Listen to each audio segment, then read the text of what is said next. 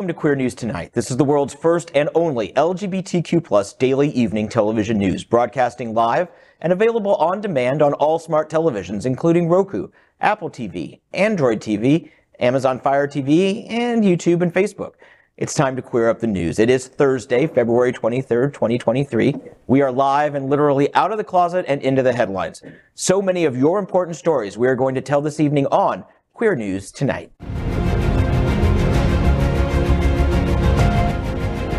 This is the world's first live daily LGBTQ evening news show, literally out of the closet and into the headlines on Queer News Tonight with Al Ferguson. Al has the night off. I'm John Hayden from South Florida Gay News, and this evening we bring you the news of and perspective representing the LGBTQ+ community from South Florida, America, and across our planet. This is the world's first and only unedited live LGBTQ+ evening news show. Whatever happens unique in LGBTQ+ news, you will see it and hear it. Hotspots Magazine, Happening Out Television Network, is a nonprofit 501c3 media company in the same model of PBS and NPR, but designed for the LGBTQ+ community. Our mission is to support the 10 pillars of our LGBTQ+ community. We want to inform and educate the key issues of our Black community: Latino, lesbian, trans, students, youth, seniors, HIV/AIDS, healthcare, business, political, advocacy, and faith. Help us support our community. We are part of one of the largest LGBTQ+ media companies in America, Hotspots Magazine and Happening Out Television Network. Our magazine is celebrating 38 years of the LGBTQ+ experience. And our television news, talk, and entertainment shows support our mission to educate the LGBTQ+ and broader community. Well, it is Thursday and it's weekend eve, so we're really close to the weekend and we've got a great panel to go over some important topics tonight. And let's start by welcoming the panel. And we begin with Chef Josie. She is a Bravo TV top chef and the master of the popular champagne and oyster celebration restaurant, Bubbles and Pearls, on the heart of the famous Wilton Drive. She is also known by her alter ego, DJ Lady Snack Daddy. Welcome, Josie. Thank you so much, John. Always love being here. Well, listen, I was going to mention something today because I'm wearing this great suit and, I had a pop-up at my restaurant, but we'll get into that later. But I tell you that all my friends need to just go and check out my friend's website. He is my tailor from Thailand, and he makes the most awesome suits, okay? I think it's Raja Taylor.com. So, but you know what? Just follow me at Chef Josie, and I'll post it. And that jacket looks fabulous. Did you see the inside? Look at that. Yeah. Okay, yeah. And that's custom. It has your name in it. It has my name. Yeah, that's a very cool. I mean, and if if you're closer to me, you can see all the details. So, right. But I just love this kind of stuff. Who knew I was a fashionista? $15.99 at Amazon, and Al would say I overpaid. Yeah. However, look fabulous. Thank you, John. So let's welcome next anchor Nik Nak London. Nik Nak is a music artist known for his popular song, Can't Take Me. He's the MC on Friday nights at the Escape Lounge nightclub and a legend in ballroom, and the cast member from the YouTube series Surviving 305. Welcome, Nik Nak. Thank you. And let's welcome anchor Jasmen Rogers. Jasmen is a queer Black Floridian, focusing most of her work at the intersection of race and gender. Given the titles Verbal Assassin and Coalition Magician, Jasmen creates ways to intentional and unapologetic diversity in every space. As a marketing and events coordinator for Hotspots and Hotspots Events and co-founder of Let's Get Lucky, Jasmen works to diversify programming and uplift the voices of South Florida's queer and lesbian community.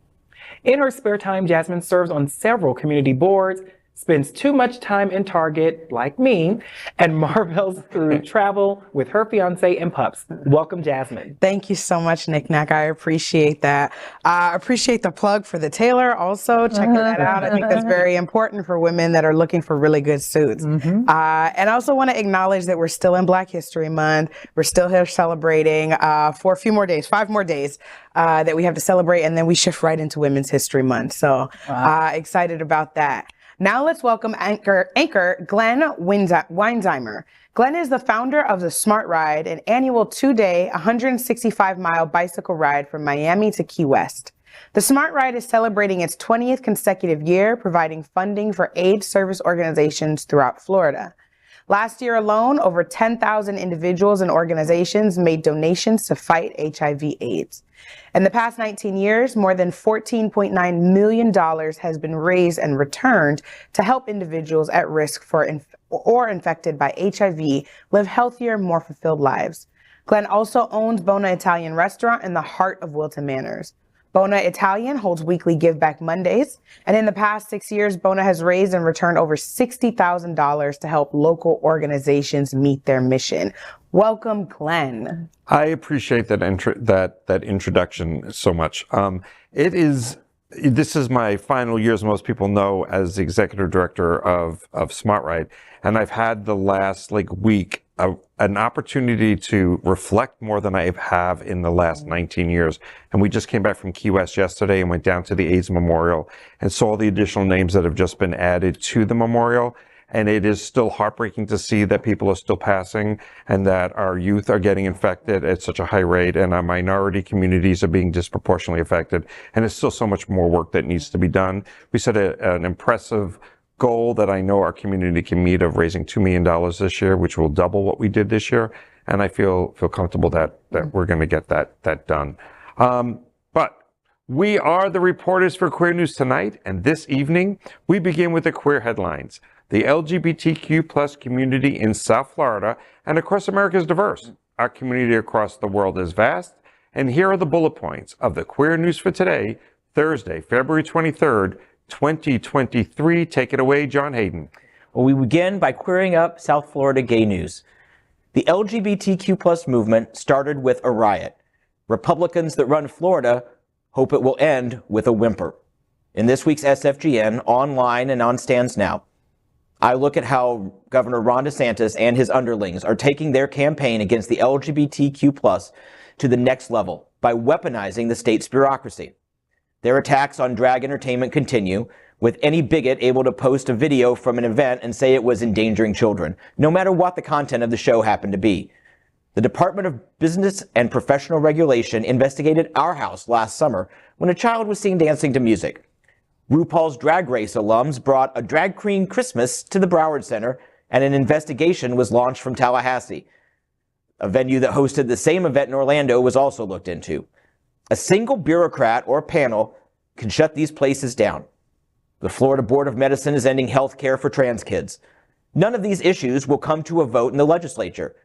It's the dirty work being done by unelected officials. This last weekend, Wilton Collective held a fundraiser for LGBTQ plus youth that featured drag entertainment.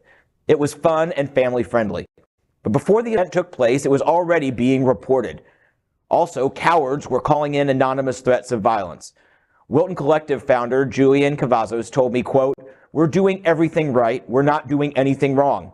This is a family-friendly event bringing together people from all walks of our community," end quote. Wilton Manor City Commission Chris Caputo was threatened with removal from his seat on the commission for supporting the event. This is how it's happening. When the governor comes after an LGBTQ plus group, it will come when everything is quiet. There will be no video of FDLE storming a drag show or breaking up a pride parade. That type of video would cause swing voters to take notice and rise up. No, it will be a bureaucrat showing up with a notice to cease operations. One LGBTQ plus business at a time.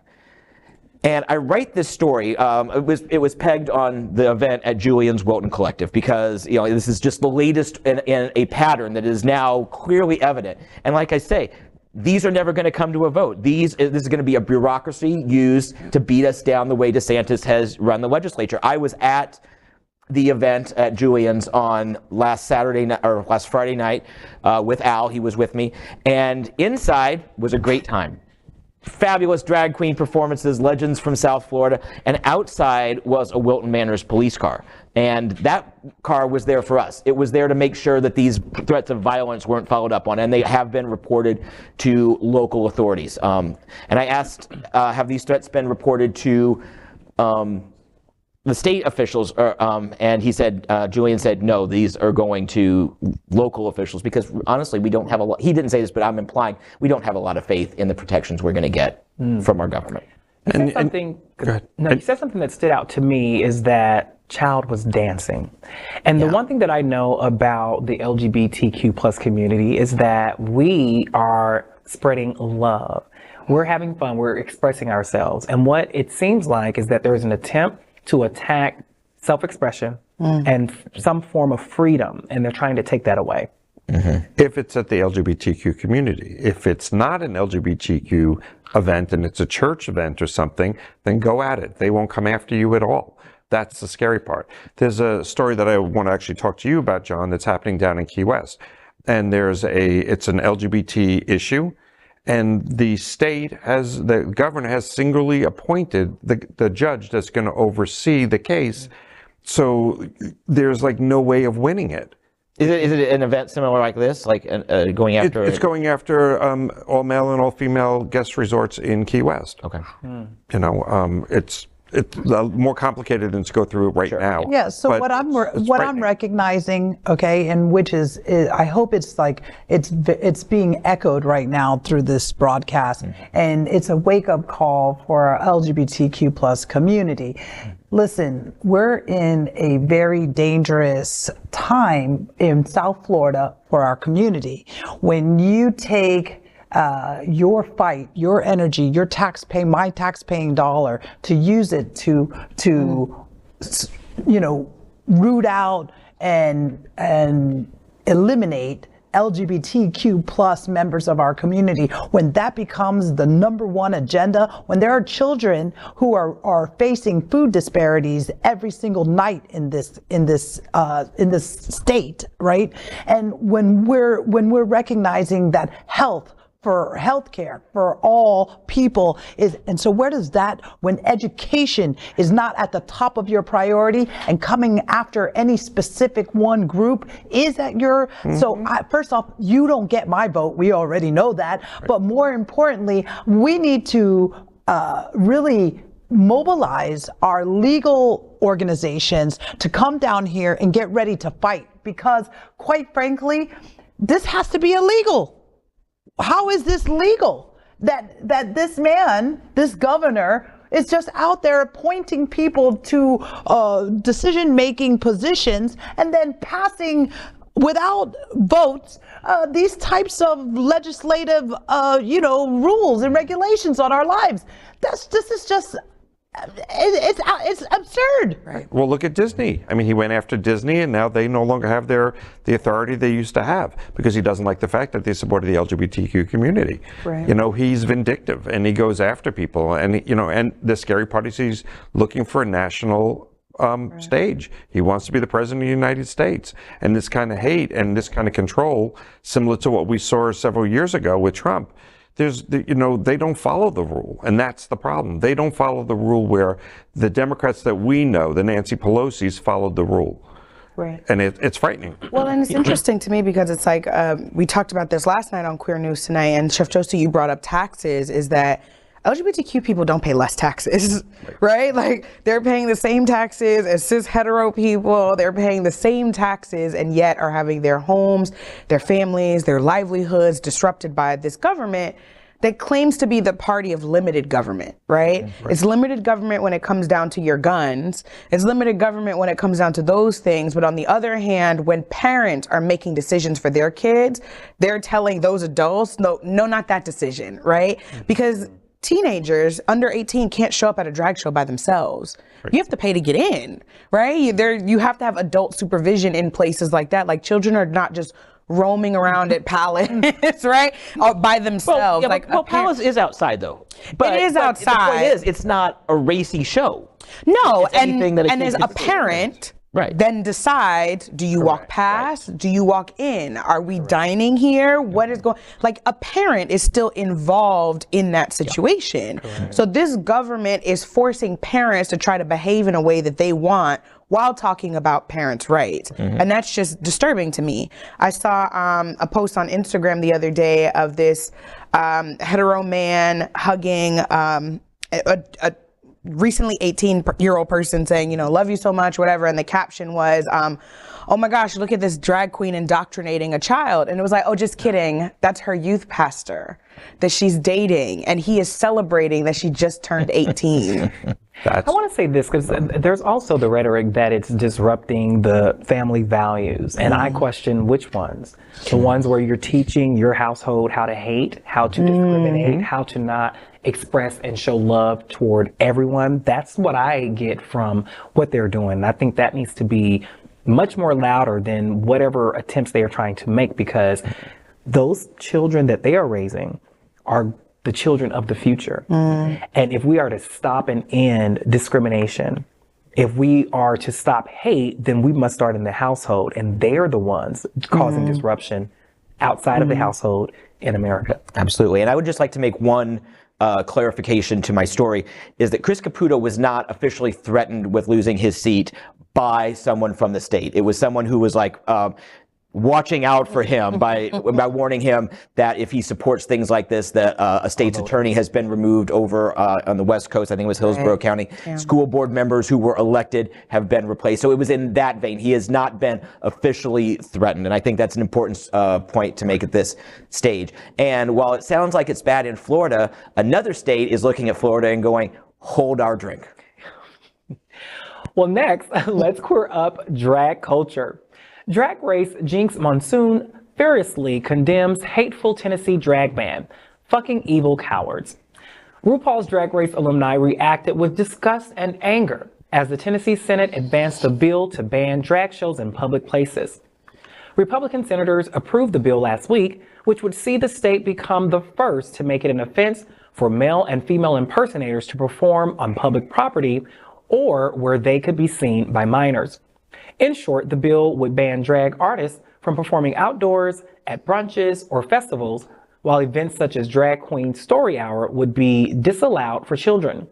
If the bill passes, the Republican-dominated Tennessee House of Representatives, which seems likely, first offenses would be classed as a misdemeanor. The second offense would be a Class E felony, meaning drag performers could face up to 6 years in prison. It is expected to pass the House this week. Responding to the law, Drag Race winner Jinkx Monsoon shared a map on Instagram highlighting how states across the country are progressing with anti-drag legislation. This map was originally posted by Drag Race executive producer John Hayden, who explained exactly how harmful the anti-drag bills could be for the LGBTQ+ community. As anti-drag bills continue to crop up across the U.S., there is growing concern that such legislation will prevent trans people from simply existing. And so this goes back again to what I've said. They say that the reason behind, well, what I'm hearing is the disruption to the family values. And when I think about that, when we were brought into this world, male and or female, there was no questionnaire to say, how do you want to identify? There was no meet and greet to say, what skin color do you want to be, right? You came out this way, what do you want to be? So we all came in this world as a human being, and we are to be, we are to exist, we are to create, and we create from love. And again, what they have people creating from is a place of hate, and it's just not getting us in the direction they think we are heading. And the scary part is it starts with this, and then where does it end? We already still have to work on race relations. We still have to already work on people being discriminated because of their color, because of their religion.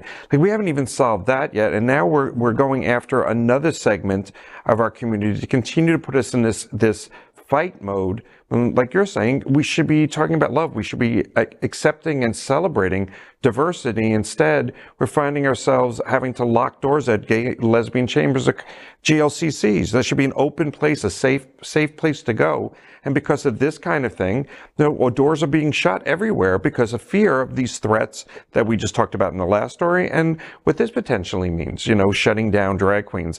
They're entertainers. I mean, where is the evil in this? And they're projecting, and they're so good at it, that they project these people, because they're people, as crazy characters. And they're not, this story is very disheartening, as was the last story. And then the number one killer of children in America is guns, just FYI, and that's about to get a lot easier. And Steve, I don't know if we can do this, but Steve, if you have that map that we had a few moments ago, if we could look at that again, but there it is. You look at those states, and many of those states are deep Republican, super majority. Arizona is not, but Montana, the Dakotas, like that whole little north to south thing. There's really no stopping these laws, and hopefully we'll have a court that puts it in. So I'd like to ask the question, what can we do? The Republicans have put together a coalition of the angry. We sort of have a coalition of the complacent. What can we do to fight it going from here? Well, this is one of the ongoing things, is how do we get people to go out and vote? How do we get our community to come together and understand that it affects them? We have so many people that think that doesn't affect me, but it does. It affects all of us. And if we don't protect it here, it travels throughout the state. And next thing you know, like in this case, we're in Tennessee. And then where do you go, like you just looked at the map, from there? And when does it stop? How do we get together to make our statement and make our case? And we have the resources, we just need somebody to organize it and to be that voice, like they have the voice of Ron DeSantis. We need our voice to speak up on our behalf. I would also say, we need to do a better job of highlighting the fallacy of it. So what I thought about when hearing this story was also, are kids banned at Twin Peaks or Hooters? These places that are also sexual in nature, the uniforms and things like that, and nobody's talking about those family values, right? Nobody's talking about how that disrupts children's development. Nobody's talking about different things like that in that type of way. So how do we continue to not only highlight the fallacy of it, but also, Chef Josie, to your point, also get back to survivability issues? Yeah. Like the Republicans are focused on drag queens and we can't afford eggs. Yeah. Right? Like they're focused on this thing and like all of this housing instability. Is out of control. I would also say, I think that far too many of these Republicans act the way that they do because they enjoy the privilege of continued relationships with people that claim to love them. So when we think about the Thanksgivings, the holidays, everybody's talking about the crazy uncle in the corner. But what happens the moment you say, I'm not coming back here, I'm not bringing your grandchildren, your nieces, your nephews, if you keep talking like that? Yeah. Like, we can't do that. You no longer get the privilege of being like, I have a black friend. I have a thing, Yes, like, enabling. Right. Congress person that voted against LGBTQ legislation then went to his gay son's wedding. How do we use the power of our relationships and the privilege of our relationships to say absolutely not? Well, how do we also get those that are not the radicals on the Republican side? Because, we make this broad statement, but not everyone's Marjorie Taylor Greene. Correct. And how do we get those folks to also get on our side to work together to educate, like you're saying? Because, we're also making the mistake at times of just branding everyone as evil on the other side. Yeah. And we know who the crazies are. We know who's the Ron DeSantis. We know it's the Donald Trump. We know it's the Marjorie Taylor Greene, and they've got a louder voice. For whatever reason, they've taken the stage. Well, the truth is that we have crazies on both sides, and that's what it is. And I think that there are a lot of people standing in the middle going, why are the Republicans attacking drag queens? They've been watching, how many seasons of RuPaul have we had? I mean, who's watching RuPaul? And I bet it's all in the middle of the country, you know? But it's not making any sense. Things don't add up. And when you think about, and it's just in black and white, just get the facts, put the facts on the table, and recognize, guys, you're voting for people and you're putting them in office and putting them in power and giving your power away. You're giving your power away. And because right now they're using your tax dollar to fight against drag queens and the LGBTQ community, you have to ask in your heart and in your soul, is that really what you're up up to? Is that really what you're about? Is that really what you want? Or do you want to buy some eggs for your family? Or do you want to make sure you can live in a house, you know, and put a roof over your head and send your kids to a decent school and get a decent education and set them up to win and thrive in this life? What happens then? Right.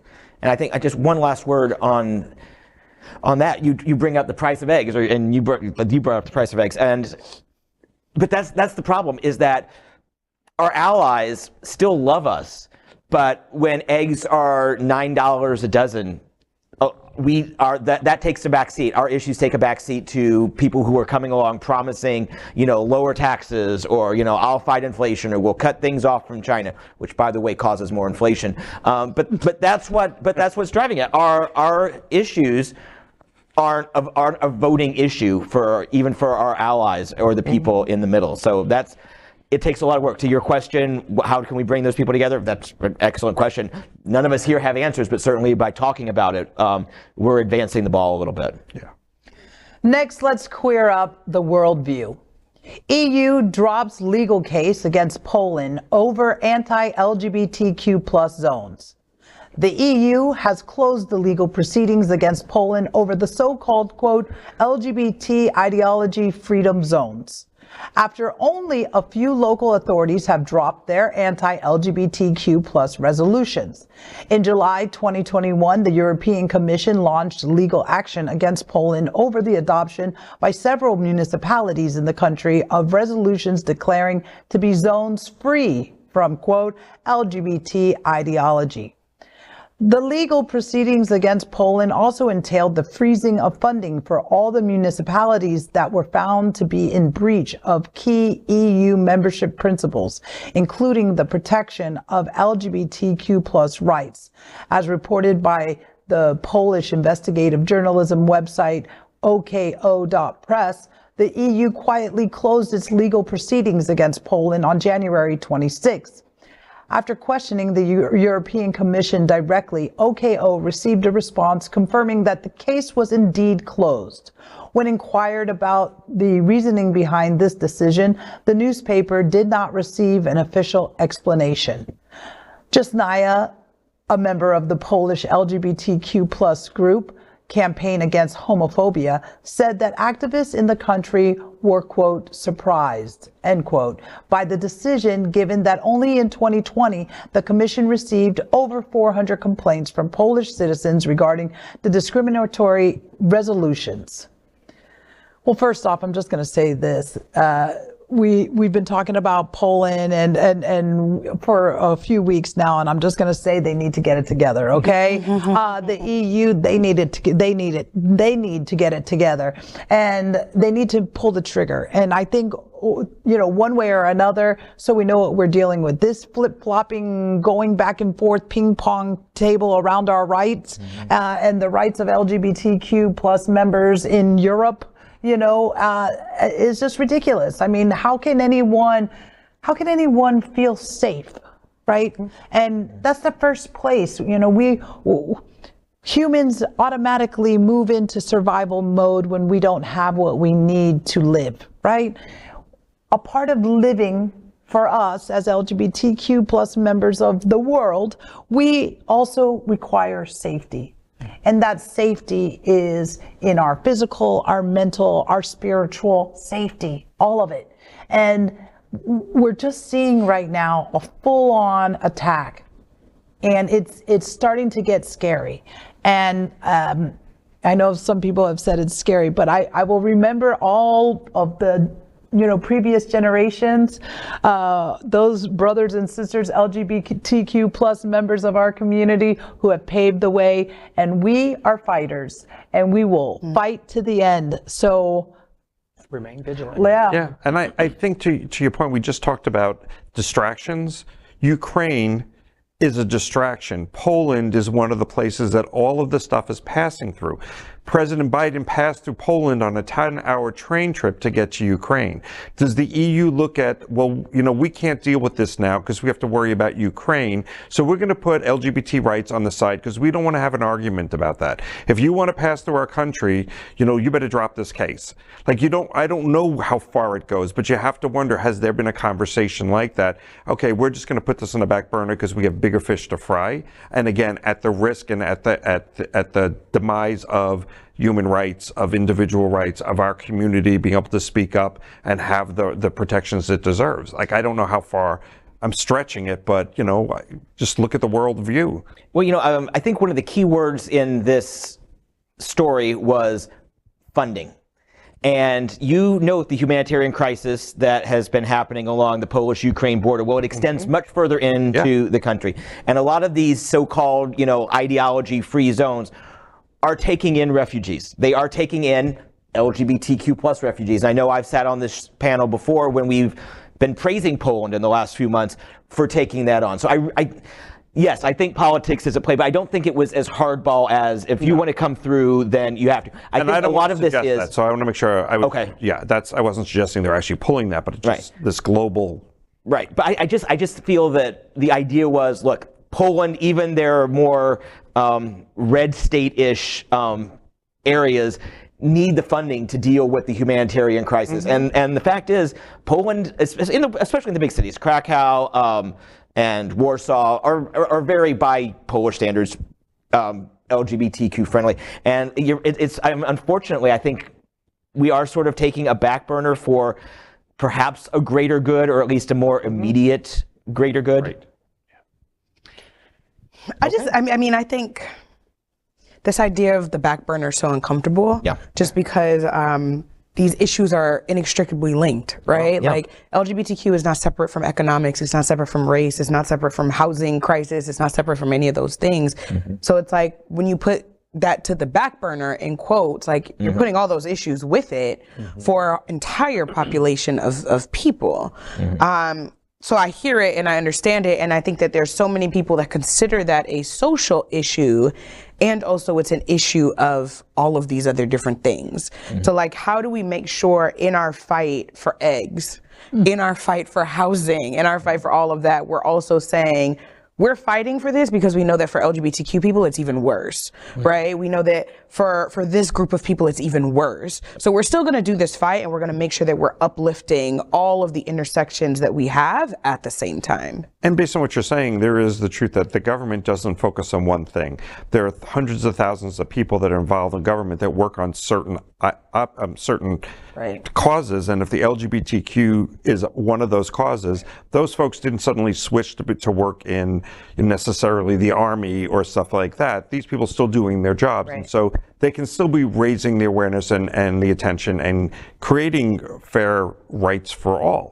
Right, with everything that we do, absolutely. Well, let's clear up South Florida and Florida. Wilton Manors Black Town Hall demonstrates progressive doesn't mean non-discrimination. Last night, Hotspots presented a very special town hall called Race in Wilton Manors, a unifying roundtable town hall. The panel included survivors of racist attacks in the community, members of the transgender community, as well as business owners and city officials. Issues such as access to housing, equity issues in starting a business, and how the community at large views the Black and brown members of Wilton Manors were discussed. You'll be able to view the entire event in a special broadcast after tonight's episode of Queer News Tonight. So I had the privilege of co-moderating that discussion with Jameer Baptiste from Hotspots. So a little over 30 people in the room, and it was such an interesting conversation that I was hopeful by, because people were presenting solutions. It's like, we know that in Wilton Manors, there's a certain type of people, a certain letter in LGBTQ that is prioritized, that is accepted, that is uplifted, all of those different things.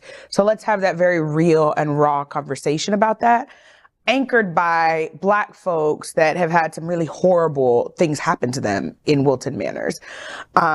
And to the officials that have said some really horrible things in Wilton Manors.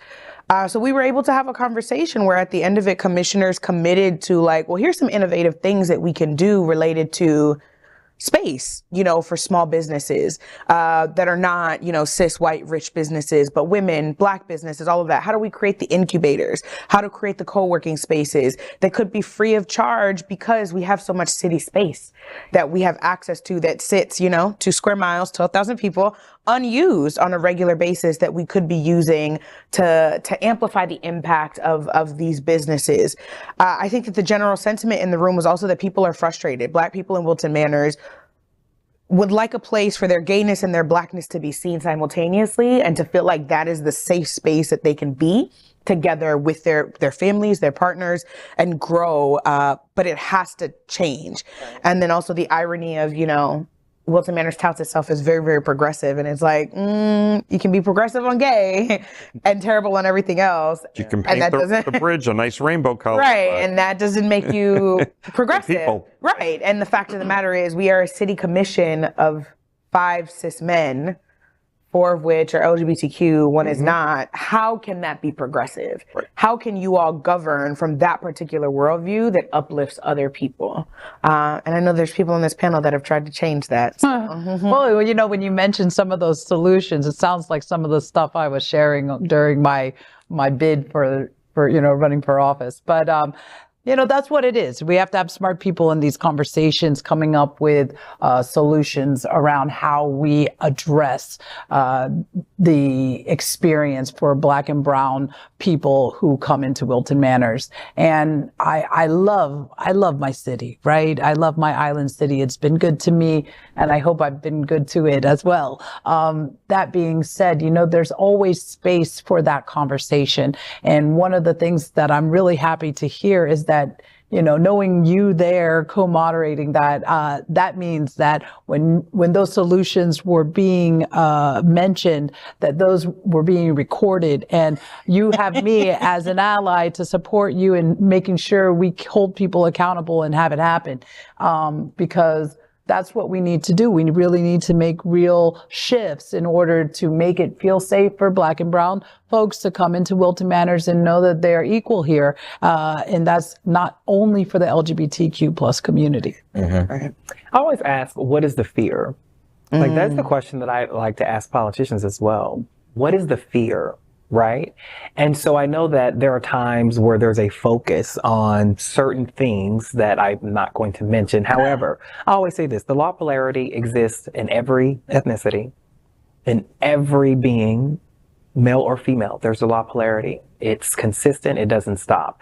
And so we can still create an inclusive space, right? Free of that fear. Right.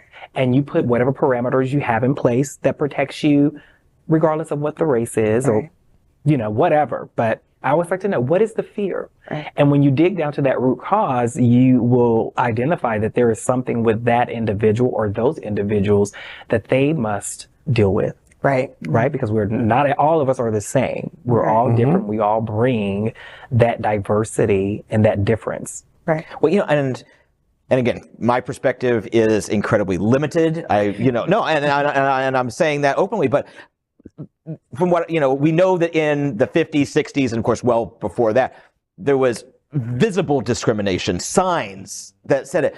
But now I don't see the discrimination, and I think that's part of the problem. Oh, Chef Josie owns a business on Wilton Drive, and I'm like, yeah, that's great, Chef Josie. She was on Bravo TV, and, you know, it escapes me that it's so unique that a woman owns a business. I remember when Lori and Jen owned Sidelines down where Palmyra is now, and I don't understand. It's not that I don't understand. I just don't see it sometimes. I think sometimes we have to raise those numbers. But like, you know, right now Wilton Manors is 7%. Black, according to the most recent census. I think it's like 30% if you go into Fort Lauderdale, which bigger city, we're not going to get into that. And it's only getting whiter because it's getting more expensive, and we don't have enough businesses, enough seed money in there to promote that community. Was that addressed last night? It was addressed that Elijah Manley at one point mentioned that Wilton Manors didn't used to be this white, that there's still a thriving Haitian population that's there, and there were more Haitian folks that have been pushed out, whether it's housing prices, feeling discomfort, like whatever, being pushed out of the city. So when we talk about like grant funding, like the city has to make it available. The city has to say that that's a priority. The city has to be innovative, and you're bringing in developers to do all this other stuff. How do we focus on this thing? Because if you bring in hotels, if you bring in bigger and taller buildings, who are they going to be filled with? More of the same. Right. More, you're just going to keep perpetuating the problem if you don't deal with it at the root, like you said. And Nik Nak, I think that's an incredible point. Like, what is the fear? And I remember facilitating a conversation about race and racism, and a white woman said, you know, I went to this training and I understand it. And she's like, I think what's getting at me is that now I actually have to do something. Right. Right? Like, the more you know, I think that is the fear. That you are now responsible for the thing. So if you create that black business in Wilton, or provide space for that black or that woman-owned business in Wilton, you now have to make sure you see it through and make sure that business can thrive, make sure that business is everything that they had, that hurdles are removed for them to be able to thrive there in Wilton, because that is the point, right? Like, that you're not plopping black businesses and being like, good luck, have a nice day. Like, not on the bus. Right. You know, the rent is due in 3 months, you know, whatever. Whatever. Like, you have to then see it through.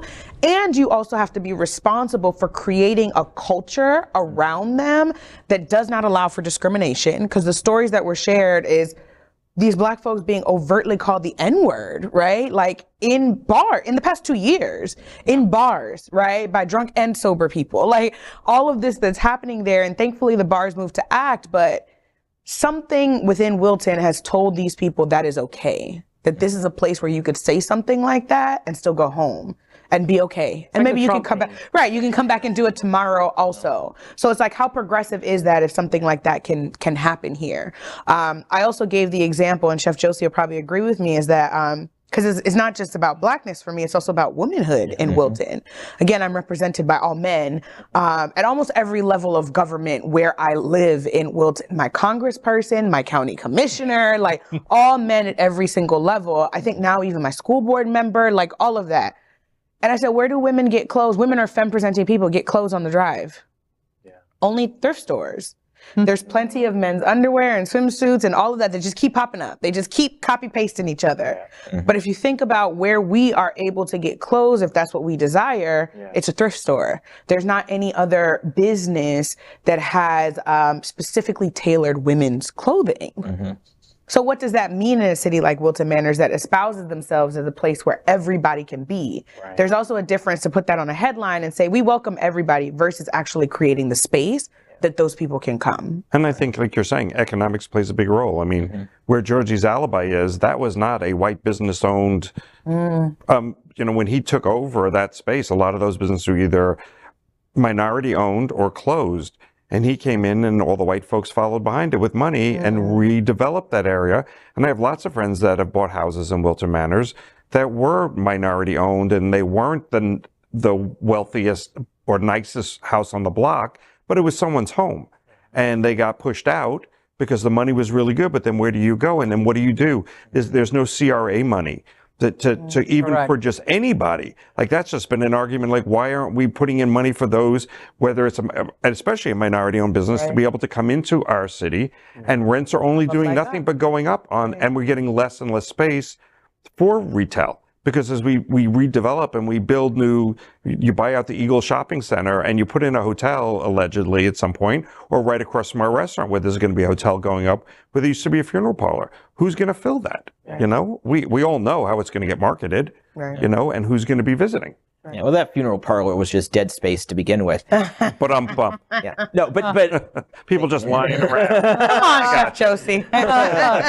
but 2 points I'd like to make. First off, I always hear, well, the lesbian community or the women community doesn't come out and support businesses. You know, I think what Lit is now, a couple iterations ago, was a lesbian bar, New Moon, I believe. I don't buy this explanation whatsoever. There's more to Wilton Manors than the drive. And yes, the drive especially is going up. But Dixie Highway is being redeveloped right now. There's plenty of space on 26th Street that is being developed. You can come in, and if you market properly, and that's the key word, market properly, and you can get community to come out and support. So anybody who says, oh, we tried, and it didn't work. Well, no, try again. Keep trying again. Second is SunServe, which is a very valuable resource in our community. This last fall, they started a campaign to work with women and minorities to train them to run for office, how to start like laying foundations, working on, joining boards, things like that. And it's a really, really great class. And I believe they're going to do another session of it at some point this year. And I'll check with Tony Lima over at SunServe. But, we mentioned, and you've mentioned that it's 5, white cis men on Wilton Manors commission. And I work with them, I cover them, and they are great people and they're good leaders. But no one's helping build the next generation. And that's what this SunServe thing is doing. So if you have any inkling in public service, and it doesn't mean you have to go out and file and run on in the next election. You don't have to do that. Please don't. But start laying the groundwork. Start, if you know a friend who could do it, start planting the seeds. Because right now, if there's no bench, then we're only going to get more of the same. Yeah. I know you want to move on, but is 13th Street still Wilton Manors, or is that Fort Lauderdale? That's Fort Lauderdale. Okay. Because that's another area that's been redeveloped and minorities have been pushed out of. And when you look at the business owners of Milk Money and the beer place down the street, they've all been changed from minority-owned organizations that were doing support work like Home, which is based on that street, and now they've all been redeveloped, and the money from the CRAs or whatever it is didn't go in to make the lives better and easier and more attainable to have a nice business, and the investments made into making those buildings prettier. It wasn't until they got sold to the white guy who then went and redeveloped it, and again we see this continuation of pushing back. So sorry, I know you want to end, but I just absolutely. Well, make sure you support the lesbians who own Deck on 13. Okay. I'm on the card. I'd love to support that. Oh yeah. Yeah. It's a great. Tell them Chef Josie sent you. It's literally in my backyard. I can hear their music playing every night. It sounds like a fun time. Yeah. But I'm too old to go out that late. All right, let's move on. Okay, now let's queer up the world. 4 couples are petitioning India's Supreme Court to legalize gay marriage. 5 years ago, India decriminalized gay sex, and now some gay and lesbian couples are petitioning the Supreme Court to take the next step, legalizing gay marriage. But the government is opposed. Raksha Kumar of NPR talked to one of the same-sex couples to understand their struggle and the obstacles they have to overcome to get married. Susan Diaz said, quote, "Whatever fears I might have had coming out, I live a good life with my family, my friends, colleagues, and neighbors. I am not in the closet anymore," end quote. Aditya Anand added, saying, quote, "There is no reason that our children should be denied the right to 2 parents. I want them, when they grow up, to know that their parents were brave," end quote. Though the couples are bravely coming forward to ask for what is rightfully theirs, the country's ruling party, BJP, has a different approach. BJP believes that gay marriage is a foreign concept. While the Indian LGBTQ plus community is hopeful about the future, the road seems very long. It's again, we've talked about this in previous shows about the Indian. It's great that they progressed somewhat, that they decriminalized gay sex, but it's going to take a while for their government to move forward and accept it. And I don't know how long it's going to take them. I think it's great that they're making small inroads. It's not enough. I think it's brave that these couples have come forward and come out, because I'm sure it's at a risk to them and to their families and to their children by making that stance. But no good comes or no progress happens without those who stand up. We have a lot of we've mentioned this in a few instances across the globe at the moment. We see incremental progress, right? And so, man, something that is just blaring loudly, and it's coming from, I don't know, the heavens maybe, but it's like stamina. Get on the treadmill and get ready, because we're going to need to have the stamina for how long this is going to take. And, I thought that we would see those changes be behind us when I got to this age. Sorry. I can only imagine what you guys are thinking, but whoa.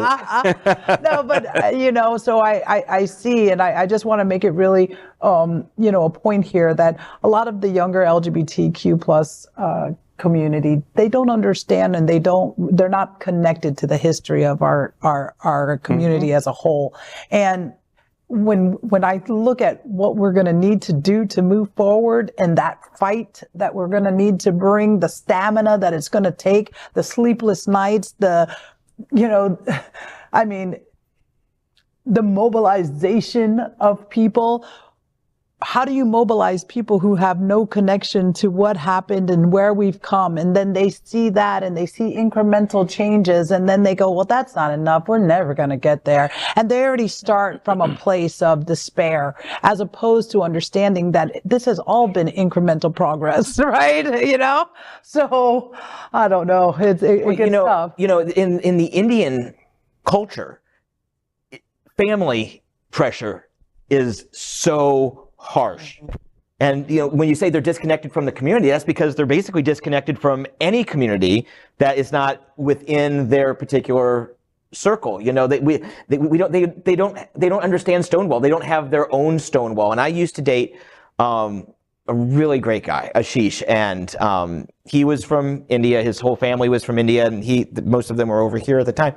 But he was really struggling with coming out publicly because of what his family would say. I mean, in America, we've sort of learned to sort of push off the family if they're too concerned. But the politics of church and everything remain a very constant uphill battle. But they haven't even gotten to that place in India. First, you have to get past your family and the shames that are attached to it. So it's a very different situation. I would say even more dire situation. And I think from a white perspective, we can say that. I say from a black perspective, we can say it's no different, because stigma is playing a huge role in the way you're brought up and not being able to come out, and shame. And so we see that, you know, even locally. I think one of our frustrations is that we're revisiting gains that we thought we made, and we're defending progress that we've had, and now we're looking at the rest of the world, and they're trying to make gains, and in some ways they're doing better than we are, and having a conversation where we're in a state where, like, it seems at every turn they're pulling away our rights. So it's just not cut and dry. You know, whether you're in India or whether you're in South Florida, you know what that fight is like. And you know, we work with Miracle of Love in Orlando. You know, their fight is totally different from Broward House or from AIDS Help in Key West when it comes to the minority experience.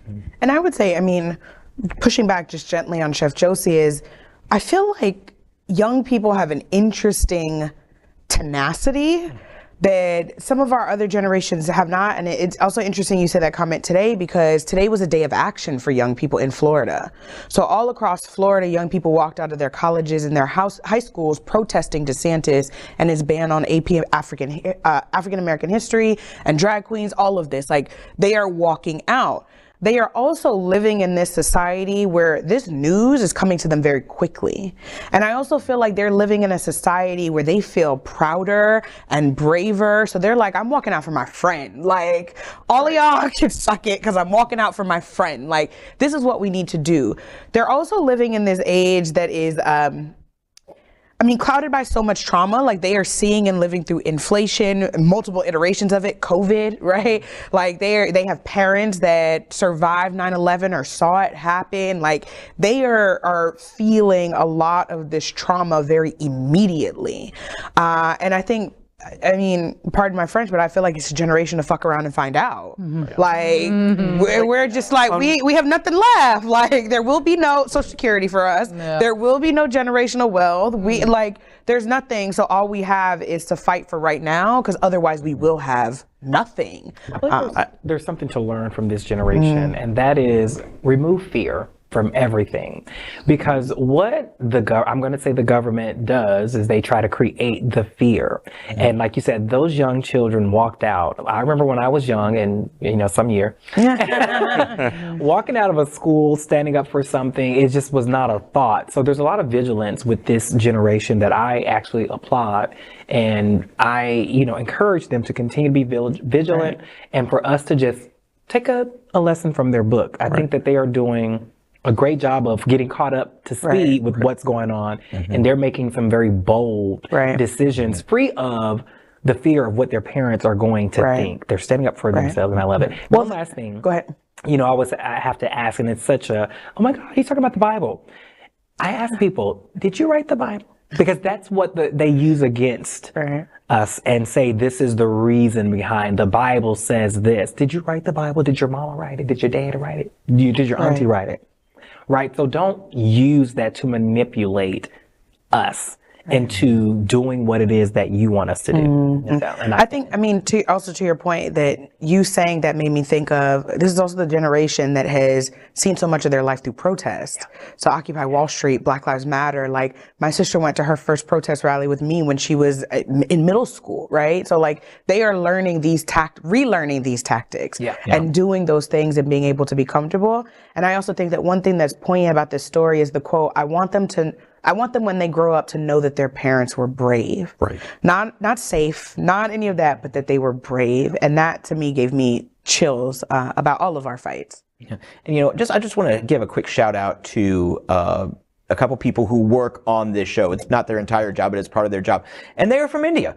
And they make this show happen, and some are, a couple are gay, a couple are not, but they're allies, and they work with us despite what their families might say and things like that. They are part of the only LGBTQ plus daily evening news show, and to them I say thank you, and we absolutely appreciate you. Chef Josie, take us to church. And I just want to just say one last thing about the kids. Listen, the generation, that's what they sure do have is tenacity. The invitation is simply to understand their history. Right. So they know where to focus all that tenacity, right? So next, we are proud of our special partnership with Sunshine Cathedral, the world's largest queer church here in Fort Lauderdale. Supporting that partnership, we are broadcasting from our permanent set here at Sunshine Cathedral at the Happening Out television studios.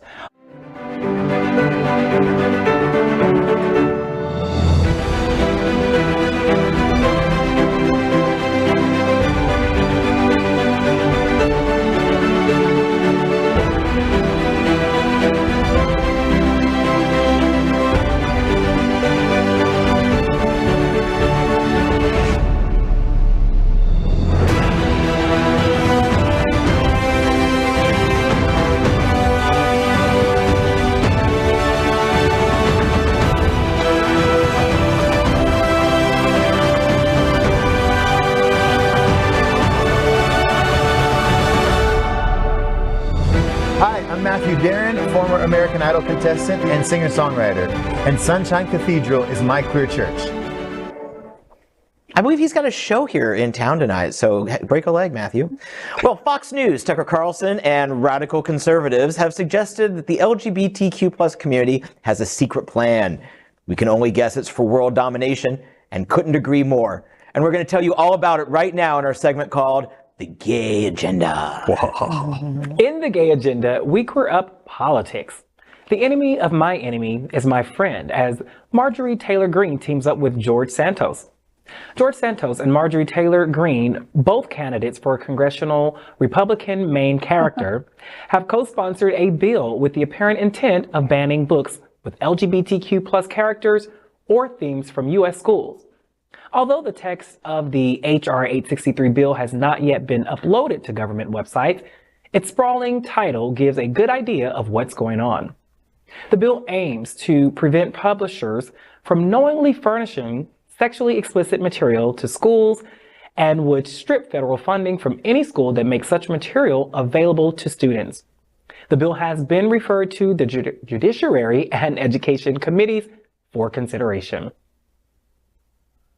In The Gay Agenda, we queer up gay culture. Here are history's 7 greatest queer couples. We all have a favorite queer couple, one that melts our hearts and makes us believe in love and happy endings. But what about the queer romances through history that unknowingly paved the way for LGBTQ plus people today? So let's travel back in time and remember some of the most fabulous queer couples, some of whom you might never have heard of. Virginia Woolf and Vita Sackville West, Ann Lister and Ann Walker, Michelangelo and Tommaso de Cavaliere, Tennessee Williams and Frank Merlo, Jean Cousteau and Jean Moraes, Eleanor Roosevelt and Lorena Hickok, and Lily Elby and Gerda Gottlieb. In the gay agenda, we queer up the worldview. Oz Libraries and Librarians are celebrating World Pride 2023.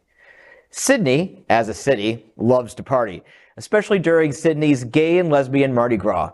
This year, the party is even bigger as Sydney hosts World Pride 2023. Official celebrations of the Pride began on February 17th with theater performances, storytelling sessions, art workshops, and photographic exhibitions. But some of the best events are available at their local libraries, often for free or for heavily subsidized prices. And that shouldn't be a surprise. The local libraries have always been a treasure trove of communal knowledge and support, providing safe spaces for everyone in the community. If you wish to attend the Pride, you should know that starting March 1st, Sydney World Pride will host the largest LGBTQIA+ human rights conference ever held in the Southern Hemisphere. In the gay agenda, we queer up entertainment. Rebel Wilson and Ramona Agruma just got engaged at Disneyland. Love is in the air for Aussie actress and Pitch Perfect alum Rebel Wilson and her now fiancé Ramona Agruma. In an Instagram post, the 42-year-old out movie star shared the news with her fans and the world that she and her partner Agruma are now officially engaged to be wed. And the question was popped at the happiest place on earth, Disneyland. Though this is an incredibly happy time in both Wilson and Agruma's lives, Wilson recently opened up about how it hasn't always been rainbows and butterflies since her public coming out in the summer of 2022. Speaking to the Life Uncut podcast, Wilson talked openly about how Agruma's family still hasn't been the most accepting of their relationship. Rebel Wilson and Ramona Agruma are engaged. The Pitch Perfect star announces the exciting news via Instagram following her romantic proposal at Disneyland. The actress posts, "We said yes. Thank you, Tiffany's, for the stunning ring, and Bob Iger and the incredible team at Disneyland for pulling off this magical surprise." The couple's engagement at the happiest place on earth is quite sentimental, since Rebel referenced Disney when she and Ramona went public with their relationship in June 2022. She posted at the time, "I thought I was searching for a Disney prince, but maybe what I really needed all this time was a Disney princess. Hashtag love is love." The star previously revealed on the You Up podcast that she and Ramona met through a mutual friend. Yeah, no, this was a friend set up, and he'd known both of us for like at least 5 years each, and was like, "Yeah, I think you two would hit it off." And then we did. Now the lovebirds are living their real-life fairy tale with daughter Royce Lillian. In the gay agenda, we queer up gay culture. Hot Shots. Happening Out presents the best pictures from Forward Miami's Gay 8 Festival by photographer Coco Alarcon.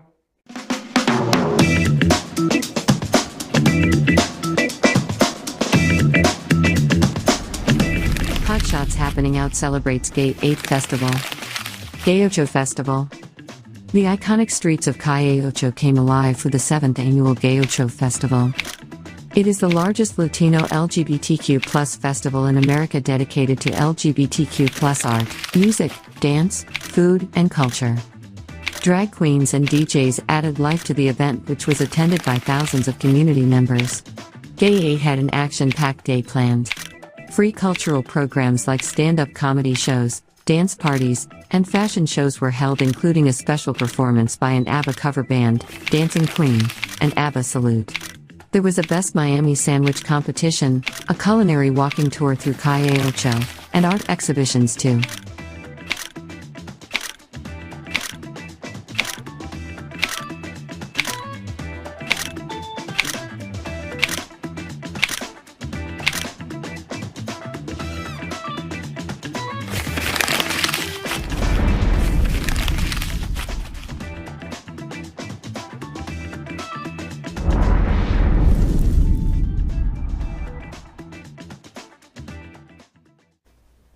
That is today's news for the LGBTQ+ community on the world's first and only daily LGBTQ plus evening news show.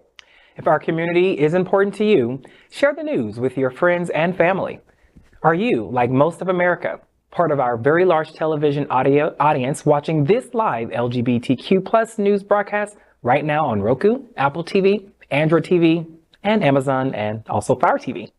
Queer News Tonight is the only live LGBTQ plus digital television show in the world that is out of the closet and into the headlines. We need your support. If our community is to grow, we must tell our stories and bring them to the attention of the broader world. This is the only place in the world that tells these types of LGBTQ plus stories in motion and sound. That is the passion of Hotspots Magazine, Happening Out Television Network, and Queer News Tonight. I'm John Hayden, and on behalf of these LGBTQ plus reporters, the anchors of Queer News Tonight, including Chef Josie, Nik Nak London, Jasmen Rogers, and Italian cuisine extraordinaire Glen Weinzimer, we will see you daily at 8 p.m.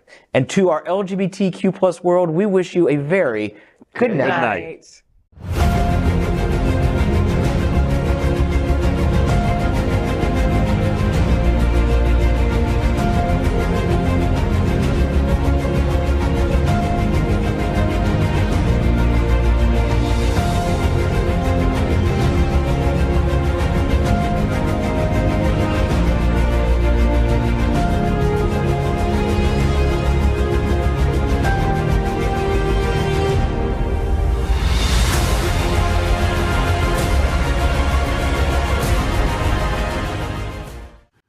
LGBTQ plus news is vital for our community and for the broader world as a whole. We have enough enemies at Fox News. Tucker, Sean, and Lara are loud. We need passionate allies. Happening Out Television Network, Queer News Tonight, and It's Happening Out are literally out of the closet and into the headlines. Our community needs your support. Like this broadcast and subscribe now to ensure the